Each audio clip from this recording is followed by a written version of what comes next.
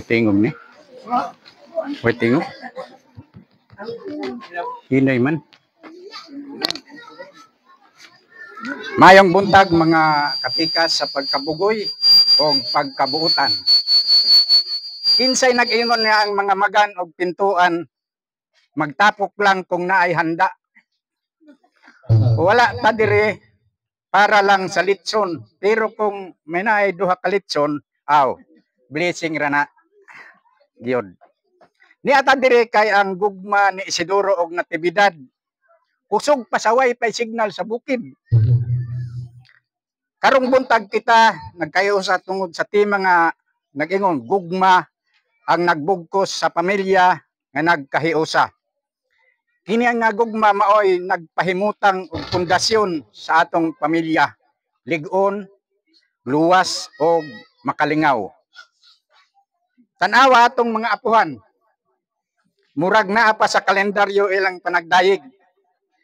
Ang mga ginikanan usab bisan kapoy sa trabaho, lipay nga nagpaayo sa reunion.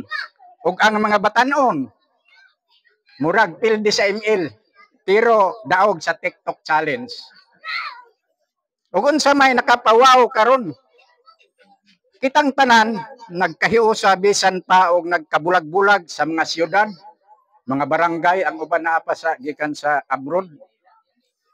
Nagkahiusa kita gihapon tungod sa gugma. Ang gugma nga walay expiry, walay unsubscribe button, o walay leave group. Busa karong buntag, magkatawa ta, maghinumdum ta. Ug susunod nga reunion, mas daghan pagayod ang moapil. Kay diri sa pamilya magan og pintuan, bisan walay signal, basta naay gugma, connected tang tanan. Welcome, welcome, welcome. Ang tanan ha, ang tanana. Di lang ko mag-mention og tao kay tingalig may magmahay. Basta ang tanan, welcome. Sa tanang kapamilya ning abot gikan sa layo, gikan diri sa Amerika, napa didto makauli.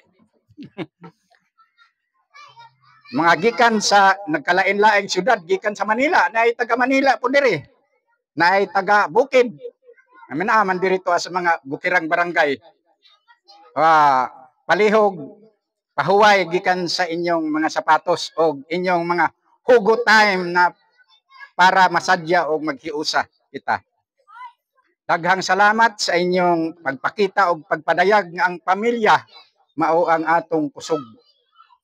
Ug sa sunod nga reunion, base na anatay live band o lip sync contest. Maayong pag-reunion o padayon sa gugma nga magbugkos kanatong tanan. Daghang salamat. Siyempre, may nanan ni